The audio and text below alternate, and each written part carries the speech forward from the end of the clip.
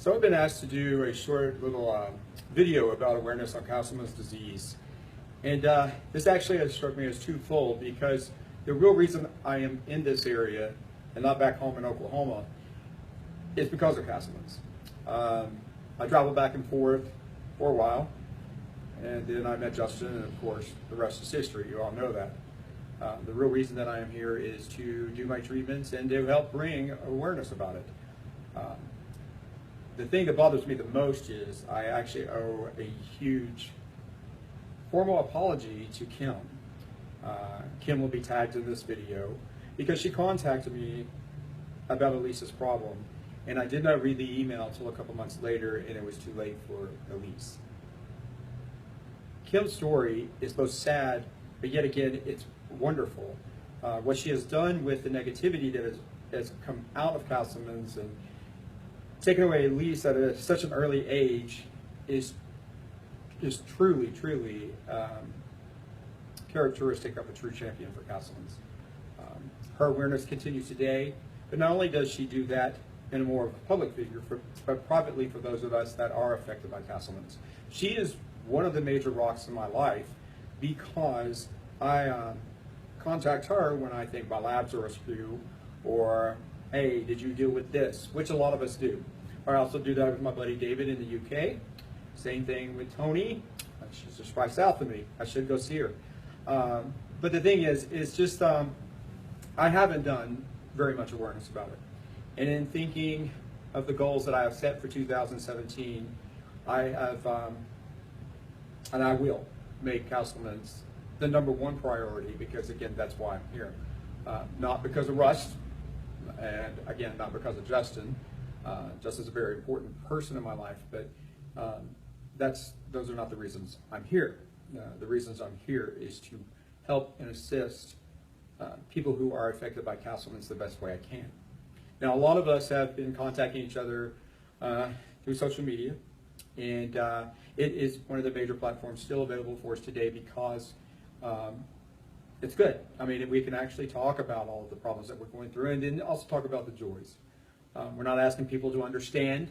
I am asking people to be a little more compassionate about the fact that people don't look sick, or they're not really sick, or this may affect adults, this may affect children, or some people, it doesn't even say it affects the right person at the right time. But the thing about it is that we're all learning as we go. Now, Dr. David and Raj have done a fantastic job with the promotion of CDCN, the Castleman's Disease Collaborative Network. And you can see that at www.cdcn.org or on Facebook. That has helped everyone across the board and worldwide. It continues to help me today because I read people's stories and see how they deal with stuff.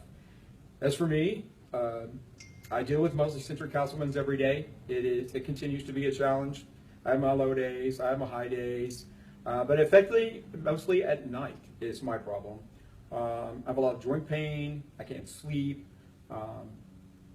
and I try to figure out what I can do then. So a lot of times I'm working or reading idiotic stuff that would just take my mind off of it. But there are times, like when Kim and I talked just a couple of evenings ago at midnight, to talk about what people were going through, and I contacted her and said I have to do better about awareness for Castleman's. I am not asking you to feel sorry for me or show compassion, because there are several people that do not understand just because you look like this on the outside, what's going on inside. I continue to this day deal with blood in my urine. It has been there since the beginning. No one seems to know what's going on. I remember my first arrival at NIH, and I was hospitalized for 3 days. And to be honest, Justin Jr. and I were going to eat at Benihana's the night before, and I had tissue in my urine, and it came out in the urinal on the wall.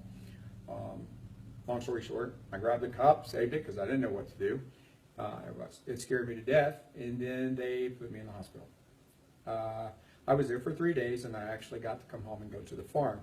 And thank you to John and Justin for allowing me to stay there, because I would have been staying in Bethesda or the Silver Spring area. And I think the farm has really helped me with continue to do day-by-day activities.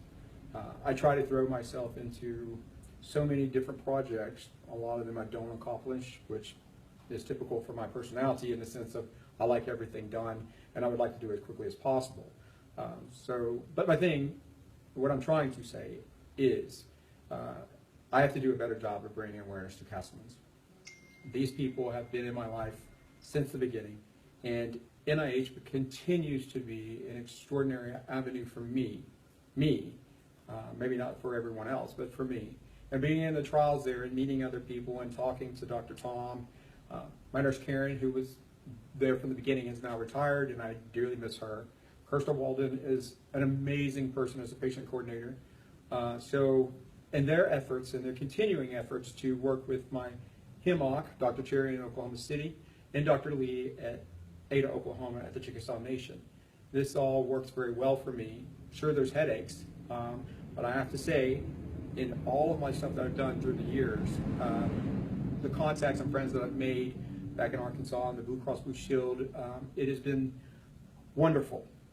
They have also existed. So I have been a very blessed individual because there are people who have huge headaches that that's hard for them to even receive medication or get the right diagnosis. All I'm asking is for you as a person on my Facebook, all 5,000, somewhere in that range, you're there for a reason. You're not there for me to continue to be friends with and share everyday activities only. You're there so I can actually utilize my efforts in promoting Castleman's. Now, do I want every one of you to share it? Absolutely not. I've never been one about, oh, woe is me, this is what's going on. I've never done that. I've always hidden everything about me. But as far as Castleman's is going to be my awareness for 2017. I have got to do a better job, and I do apologize to the people that I haven't forgotten about, but have put on the back burner because I thought other things were important. And I have received several emails, a couple of messages, asking me to post again about awareness. Elyse's story, she was diagnosed, finally, in the latter part of her story, but within 9 months she lost her life.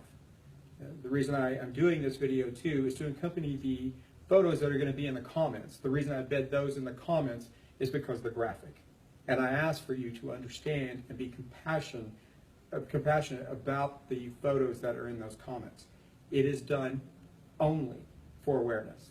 It is not in any way to make anyone feel bad or to ask for compassion. It is just to bring awareness on what people deal with Castleman's. She lost her life with unicentric, and it's amazing the story that is continuing to be told by Kim's efforts for Elyse. So again, I ask you to understand why these pictures are posted and to understand that all of us, in some way, are dealing with something when you walk across the sidewalks. That person may seem happy, that person may seem like they've got it all together, but inside we don't know their trials and tribulations. So anyway, be a little bit more compassionate, understand, and this is for more warriors. You guys are amazing. I do read your stories at night. I may not comment. I may not be able to like. I may not be able to contact each and every one of you. I do have to apologize for Shannon Baker because she had messaged me about some great places in Arkansas to vacation. So I'm also asking my friends in Arkansas to make some suggestions for her, and so while she's at UAMS, that she can have a little fun while she's there, because Arkansas has a lot to offer. Same thing with Oklahoma. Both those states are wonderful and mean a lot to me. Anyway, again, the pictures are graphic, and I ask you to understand. Thank you.